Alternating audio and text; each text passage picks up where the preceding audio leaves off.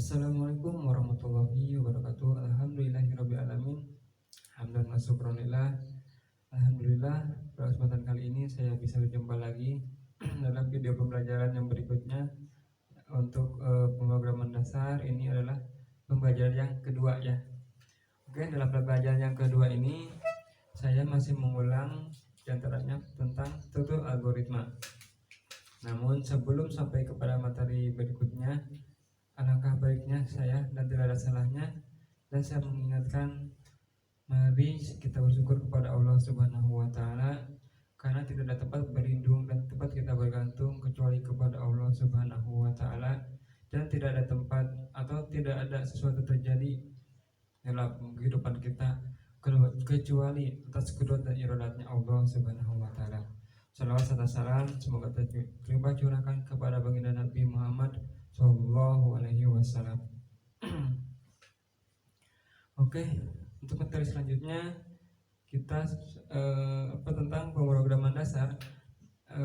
Setelah saya lihat kemarin hasil evaluasi dari tugas-tugas yang masuk, ternyata dari kalian masih banyak yang belum memahami tentang struktur algoritma.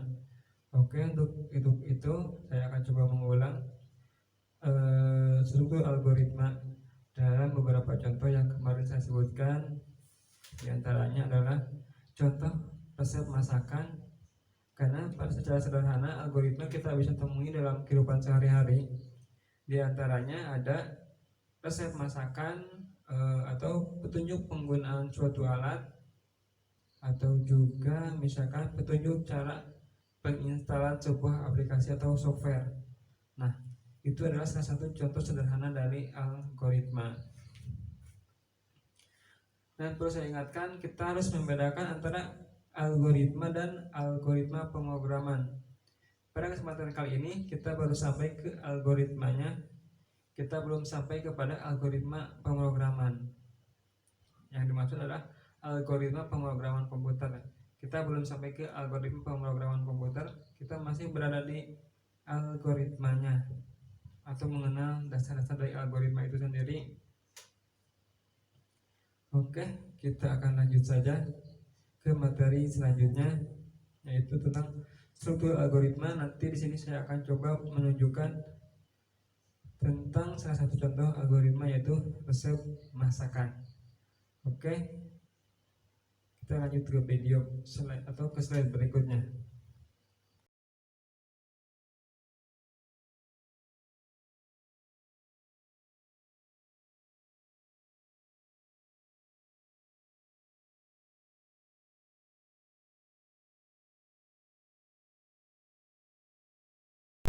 Baiklah, kita langsung ke materi, yang mana pada struktur algoritma ini, intinya dari sebuah algoritma itu dia bertugas menemukan solusi atau pemecahan masalah dari sebuah masalah, jika yang jadi permasalahan tersebut adalah sebuah masalah. Secara umum, algoritma kita bisa gambarkan seperti ini. Sebuah algoritma itu, jika dia ditempatkan dalam sebuah masalah, jika inputnya berupa sebuah masalah, dalam artian bagian sini adalah masalah yang akan dipecahkan, maka ketika dia berjalan sebuah algoritma atau proses pemecahan masalahnya, maka diharapkan nanti akan keluar sebuah solusi. Jika algoritma itu memiliki sebuah input, maka tentu algoritma itu nanti akan memiliki sebuah output. Nah, pada dasarnya dengan materi yang grafik yang atas juga sama. Input ini berupa masalah, kemudian diproses dan diolah oleh algoritma, kemudian berubahlah menjadi output sebuah solusi. Jadi fungsi dari algoritma itu, dia berfungsi untuk berfungsi untuk memecahkan sebuah masalah jika inputnya berupa sebuah masalah. Itu secara singkat dari gambaran sebuah algoritma. Seperti yang saya sebutkan tadi, algoritma secara umum itu memiliki 3 struktur. Pada video sebelumnya pun sudah saya sampaikan, saya akan singkat saja. Pada yang pertama itu ada nama atau judul algoritma itu sendiri.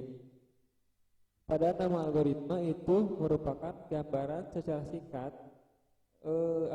inti dari algoritma itu, atau isi secara singkat sebuah algoritma tersebut itu akan terlihat dari judulnya.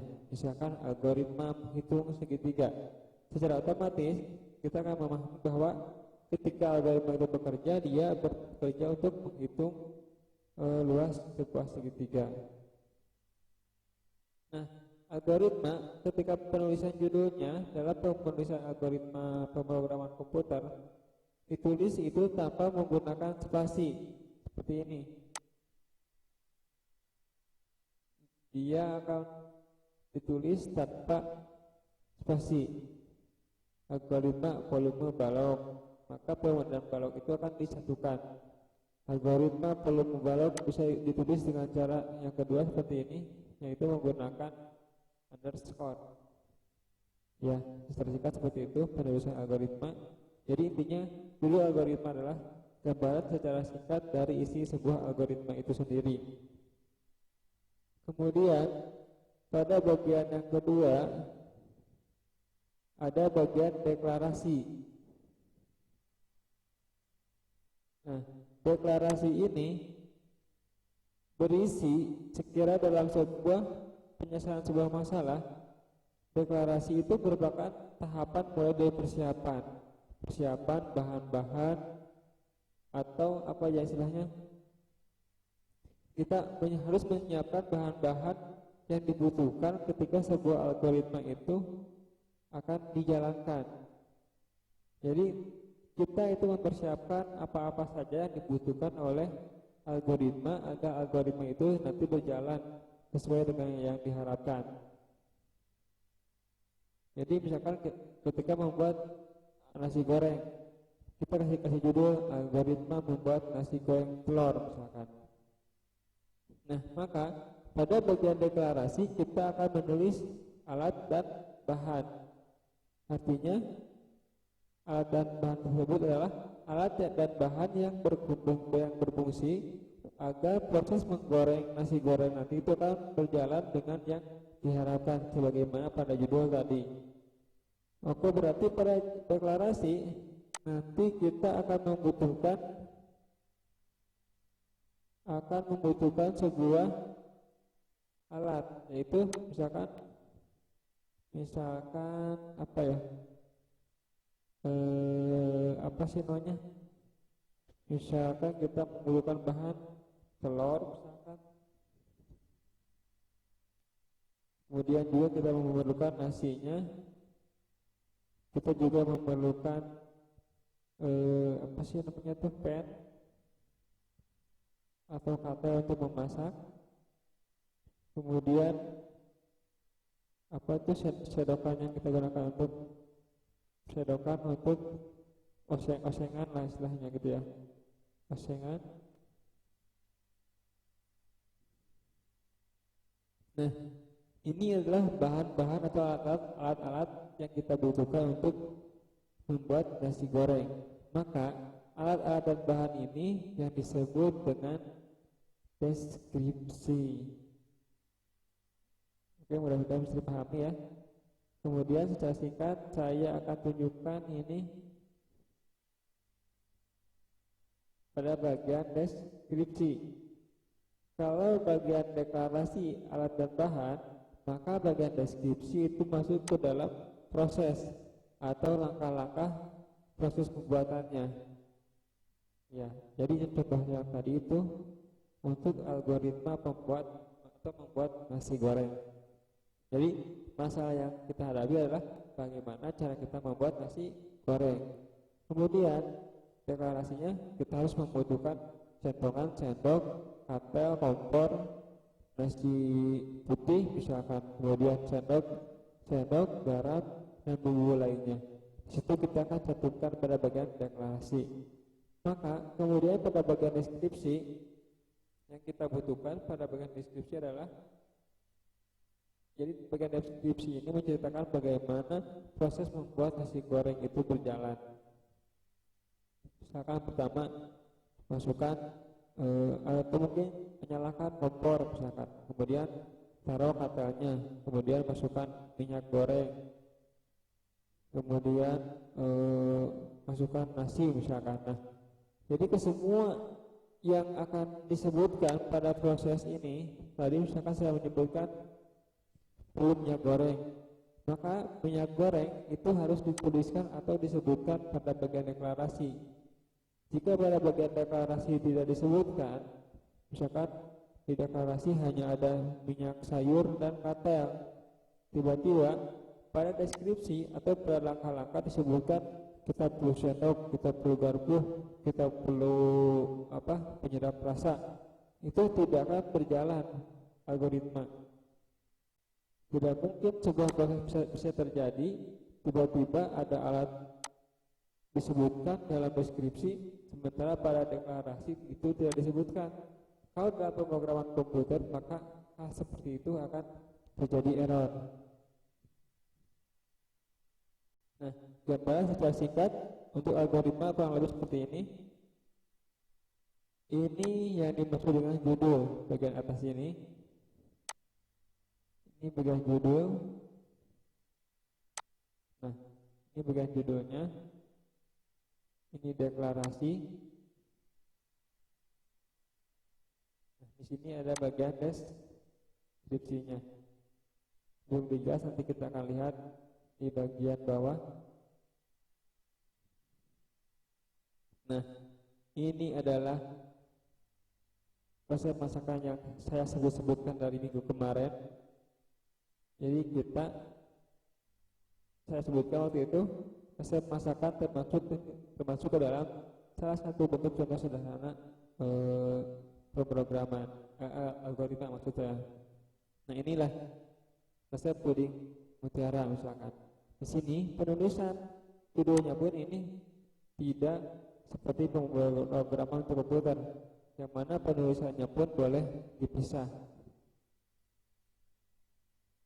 Ini misalkan algoritma resep puding mutiara, maka tentu ini adalah judulnya. Bahan misalkan untuk membuat puding itu 1 bungkus tepung, 10 gram gula pasir, ada 1 gelas santan, ada 3 gelas air, dan bahan-bahan ini yang disebut dengan deklarasi. Kemudian pada bagian deskripsi di sini disebutkan campurkan tepung kue, gula pasir dan santan. Itu adalah bagian deskripsi. Jadi apa-apa yang disebutkan di sini itu harus ditulis terlebih dahulu di bagian deklarasi di atas. Ya, kurang lebih seperti itu singkatnya untuk struktur algoritma.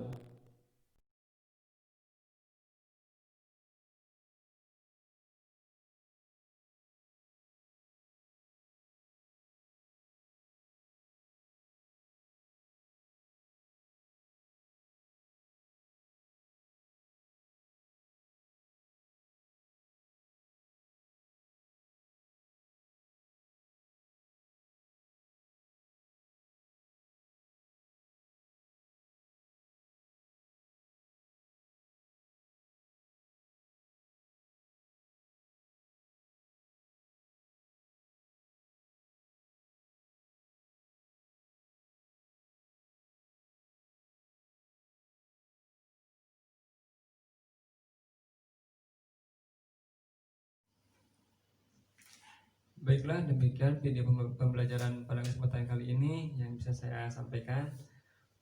Sebelum video ini berakhir, saya ingatkan kembali, jangan lupa mari kita bersama-sama menjaga kesehatan diri kita dan lingkungan kita agar kita tetap selalu sehat. Seperti yang kita ketahui, dalam masa darurat seperti ini tidak sedikit orang yang mudah terkena atau terpapar penyakit. Maka dengan itu mari kita jaga kesehatan kita jaga diri kita jaga kebersihan kita, baik lingkungan ataupun diri kita, jaga diri kita untuk tetap sehat, berarti kita menjaga teman, saudara, dan orang tua kita untuk tetap sehat. Oke, baik, terima kasih. Demikian untuk video pembelajarannya. Saya ucapkan terima kasih dan mohon maaf segala kekurangannya dan segala khilafan. Billahi taufiq wal hidayah. Assalamualaikum warahmatullahi wabarakatuh.